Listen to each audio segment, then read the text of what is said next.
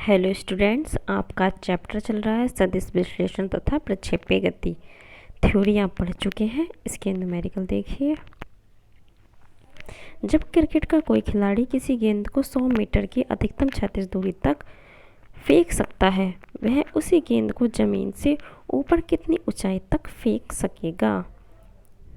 सकेगा या सकता है। ठीक है, ये खिलाड़ी क्या है, 36 दूरी, मतलब ये 36 में 100 मीटर की अधिकतम 36 दूरी तक फेंक सकता है।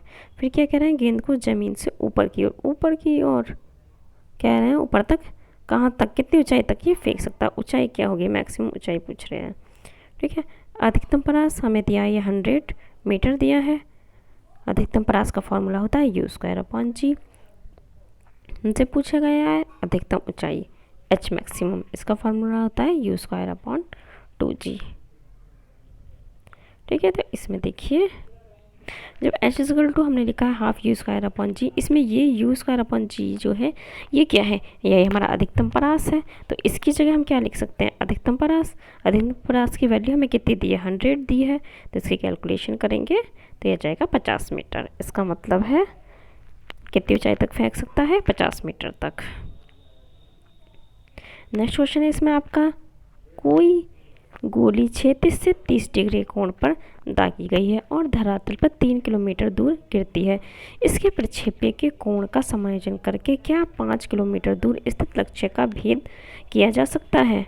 ठीक है, ये क्या है, 36 से कितने के, ये 30 के एंगल पे दागी जा रही है। ठीक है, कि धरातल पे ये कितनी दूरी पर जाके गिरती है, ये जाती है 3 किलोमीटर की दूरी पर। ठीक है, तो अब ये कह रहे हैं कि इसके प्रक्षेप्य के कोण का समायोजन, मतलब कि इसके एंगल को एडजस्ट करके हम ये कितनी दूरी पर, क्या ये हम क्या है 5 किलोमीटर की दूरी पर स्थित कोई लक्ष्य है उसको भेज सकते हैं, ये हमसे पूछा गया है। तो इसमें देखिए 36 प्लस U² हमारा होता है U²sin2θ/G।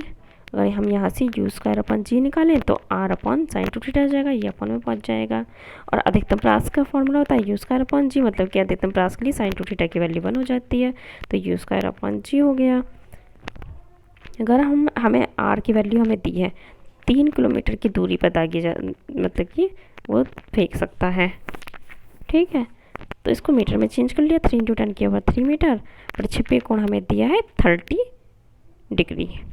अगर हम यहाँ से परास निकालें, परास तो हमें दिया है इतना, बट अधिकतम परास के लिए हमने क्या किया है, हम इससे क्या निकाल सकते हैं, U²/G की वैल्यू निकाल सकते हैं। जब हमने मेन परास का फॉर्मूला ये निकाला है यहाँ पर U²/G R/sin2θ, R की वैल्यू हमने निकालनी नहीं है, हमें दी गई है ये, तो U²/G की वैल्यू हम यहाँ से निकाल सकते हैं।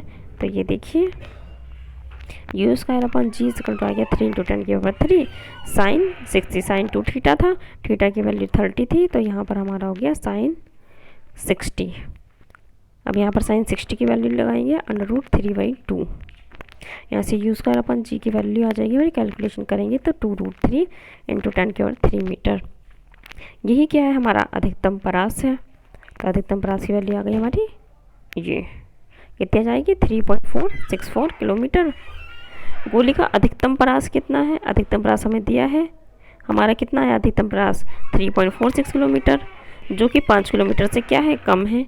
इसलिए गोली जो है 5 किलोमीटर दूर स्थित लक्ष्य को नहीं भेज सकती, क्योंकि हमारा अधिकतम परास इतना आया है 3, जो कि 5 से कम है। हम इससे तो 5 किलोमीटर की दूरी की बात कर रहे थे कि इसको भेज सकते हैं। जब ये अधिकतम परास ही है, जब गोली सिर्फ 3.464 तक ही जा सकती है, तो ये यहाँ से 5 किलोमीटर की दूरी पर स्थित उसको कैसे भेज सकता है, नहीं भेज सकता। ठीक है, नेक्स्ट क्वेश्चन आपका, एक प्रक्षेप्य का प्रारंभिक वेग 3i + 4j मीटर पर सेकेंड है। इसकी महत्तम ऊंचाई और 36 परास ज्ञात कीजिए। J = है हमारा 10 मीटर पर सेकेंड। यहाँ पर हमें U = दिया है 3i + 4j मीटर पर सेकेंड, और U = हमारा था UXi + U/J, एक्स डायरेक्शन में वेग और वाई डायरेक्शन में वेग। इससे क्या हम इसकी तुलना करेंगे, तो यहाँ से हमारा UX = आ जाएगा U cos θ, इसकी वैल्यू हमें कितनी आ जाएगी 3, और यहाँ से UY = कितना जगह U sin θ होता है, यहाँ से हमारी कितनी वैल्यू हो जाएगी, कंपेयर करेंगे तो 4 मीटर पर सेकेंड। महत्तम ऊंचाई का फॉर्मूला ये होता है। तो इसमें देखिए, यहाँ से इसको हम क्या लिख सकते हैं, U sin θ लिख सकते हैं। ये क्या हमारा वाई डायरेक्शन में वेग है, ठीक है। इसी को यू स्क्वायर, इसकी वैल्यू हमें दी है 4 स्क्वायर, इसका स्क्वायर कर देंगे। नीचे क्या है 2g, ठीक है 2 है, g की वैल्यू हमें 10 दी गई है, कैलकुलेशन करेंगे 0.8 मीटर आ जाएगा। इसी प्रकार 36 परास, इसका फॉर्मूला ये होता है यू स्क्वायर साइन 2 थीटा को हम लिख सकते हैं 2 sine theta cos theta upon G. और यहाँ पर क्या है यू स्क्वायर, तो यू स्क्वायर को हम दोनों के साथ एक एक यू अलग अलग ले सकते हैं।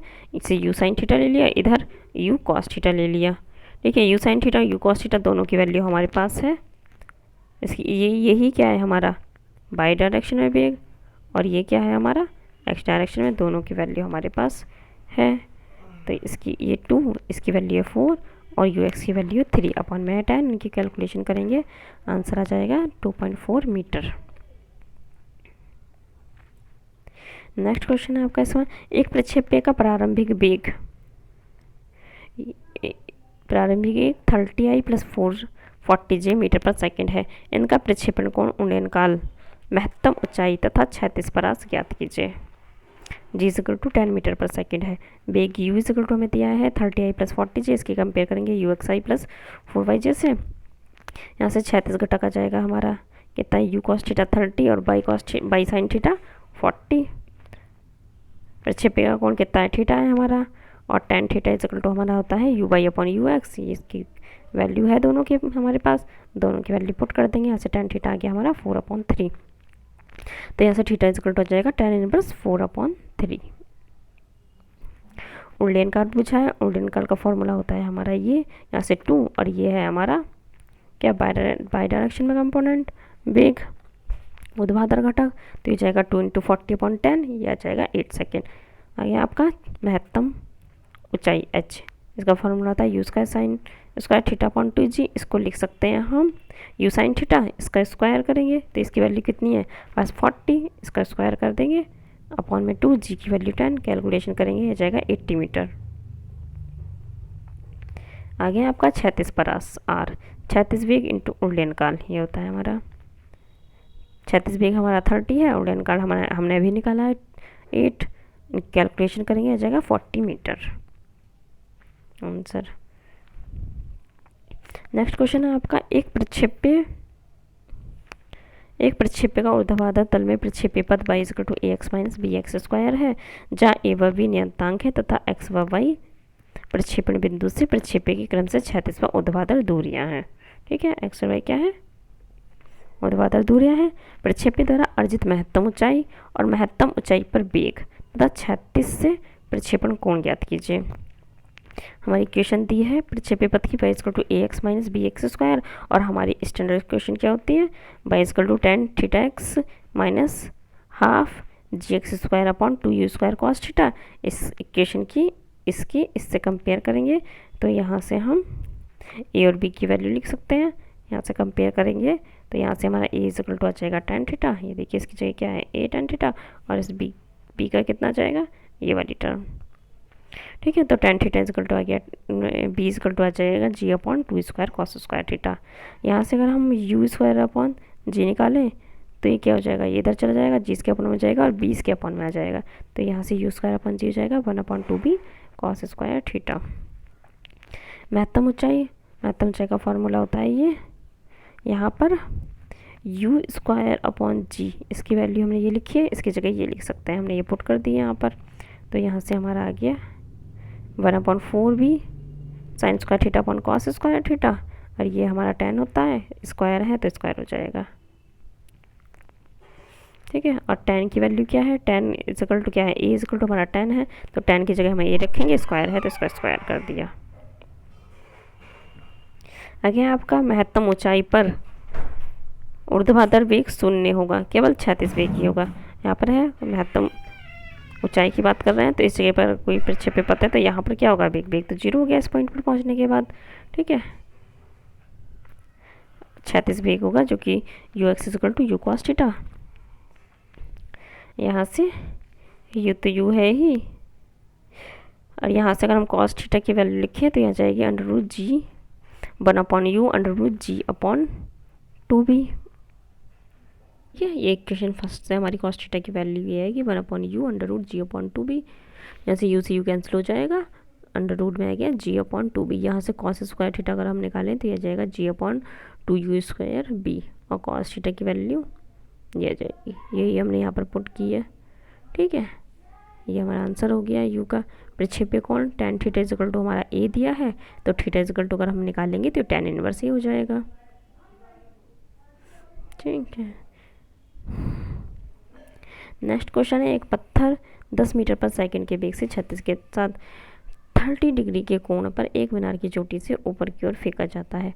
5 सेकंड बाद वह जमीन से टकराता है। जमीन से मीनार की ऊंचाई और पत्थर के 36 परास की गणना कीजिए। जी इक्वल टू है हमारा 10 metre per second square, u equal to हमें दिया है 10 मीटर पर सेकंड। ठीक है, और प्रक्षेप्य कोण थीटा इक्वल टू हमें दिया है 30 डिग्री। प्रक्षेप्य वेग का 36 घटक यू कॉस थीटा, यू कितना है हमारा, ये है 10, वैल्यू पुट करेंगे 10। कॉस थीटा, थीटा की वैल्यू कितनी है 30 दी गई है हमें। ठीक है, कॉस 30 की वैल्यू होती है √3/2, कैलकुलेशन करेंगे इसकी, यह जाएगा 5/3 मीटर पर सेकेंड।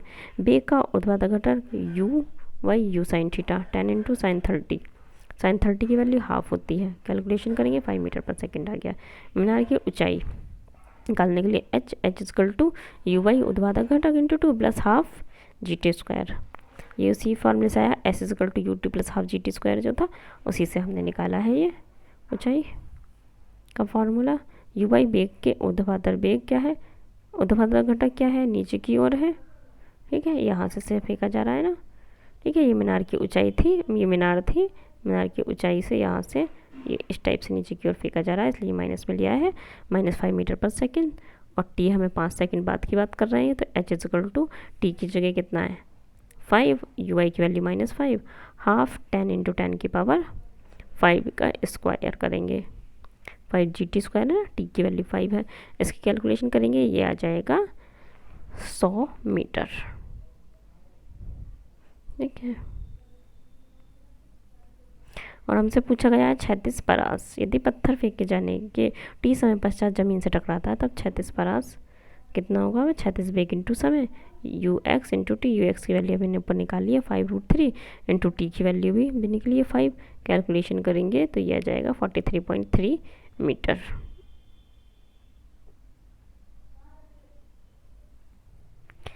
नेक्स्ट क्वेश्चन है, दो सदिश ए एवं बी परिमाण जिनके समान हैं परस्पर लंबवत हैं। सदिश आरेख बनाकर सिद्ध कीजिए कि उनका सदिश योग a + b तथा अंतर a - b परिमाण में एक समान तथा परस्पर लंबवत होंगे। ठीक है, ये देखिए फिगर में, ये क्या है, ये वेक्टर a है, वेक्टर b है, क्या है, परस्पर लंबवत है, लंबवत है ही। ठीक है, अगर इनका सदिश योग a + b निकालें, ये कितना आएगा, a² + b²। ठीक है, ये कह रहा है कि ये परिमाण में क्या है, बराबर है, तो इन दोनों को क्या है, बराबर लिख देंगे। इसकी जगह अगर हम a लिखें तो ये a² हो जाएगा, ये हो जाएगा a² प्लस के क्या a² रूट में। ठीक है, तो ये कितना हो जाएगा 2a²। इसको जब रूट से बाहर निकालेंगे तो a बाहर आ जाएगा और अंदर आ जाएगा √2। ठीक है, तो ये आ गया। a और b क्या है, परिमाण में बराबर है, तो इसको a के बराबर b रख देंगे।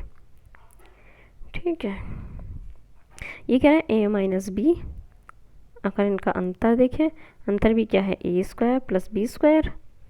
यहाँ पर क्या होता है, a² + b² + 2ab cos theta होता है, और लंबवत की बात कर रहे हैं तो cos थीटा की वैल्यू थीटा इक्वल टू हम कितना लेंगे 90 डिग्री, और cos 90 की वैल्यू होती है हमारी 0, तो वो इसके आगे वाली जो टर्म थी वो 0 हो गई है दोनों में।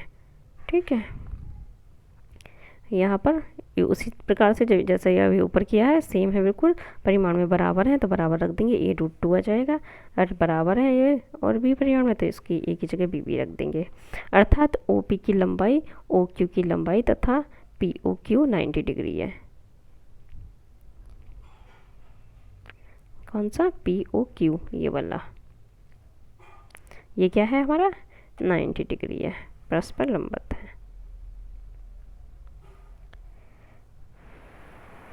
ये देखिए न्यूमेरिकल में हमसे यही सिद्ध करवा रहे थे कि ये परिमाण में बराबर, एक समान तथा परस्पर लंबवत है। परिमाण में क्या आया, देखिए ये परिमाण में बिल्कुल बराबर आए और ये परस्पर लंबवत भी है। नेक्स्ट क्वेश्चन है आपका, दो सदिश ए इजकल टू इतना, बी इजकल टू इतना, ए तथा बी की दिक्कोज्याएं और ए का परिमाण ज्ञात कीजिए। ए इजकल टू इतना है, बी इजकल टू इतना है, यानी कि अगर हम सदिश परिमाण लिखें तो ये लिखेंगे A equal to √ax² plus ay² plus az का स्क्वायर। अब ए एक्स का स्क्वायर जो है आई के सफिक्स में जो है वो ए एक्स है, जे के जो सफिक्स में वो ए वाई है, के जो सफिक्स में होगा वो एच जेड की वैल्यू होगी। ठीक है, तो दोनों की वैल्यू हमारे पास है, ये वैल्यू पुट की है हमने और यहाँ पर हमारा निकल के आ गया √77। नेक्स्ट है इसमें बी का परिमाण लिखें तो वैसे बी वाली टर्म जो है ये जो है, ठीक है, इसमें आई के सफिक्स वाला बी एक्स, जे के सफिक्स वाला बी वाई और जेड के सफिक्स वाला वो के सफिक्स वाला बी जेड होगा। तो यहाँ तीनों की वैल्यू हमने पुट कर दी, इसमें के वाली टर्म है ही नहीं तो वो 0 रहेगी। ठीक है, तो यहाँ से इनको कैलकुलेशन करेंगे √13 आ जाएंगे। सदिश वेक्टर ए की दिक्कोज्याएं लिखने का तरीका ये है, 3 दिए हैं इसमें आई जे के, तो इसमें अल्फ़ा बीटा गामा तीनों आएंगे। ठीक है, तो अल्फ़ा इजकल टू लिखेंगे ए एक्स अपॉन ए एक्स डायरेक्शन में और ए का परिमाण इसी प्रकार बीटा में बाई का और ए का परिमाण नीचे। तो ए एक्स की वैल्यू है हमारे पास 5, वहाँ पर 5, आई के सफिक्स में जो है वो 5 लिखा होगा इसलिए यहाँ पर 5 और ए का परिमाण अभी हमें निकाला है √77।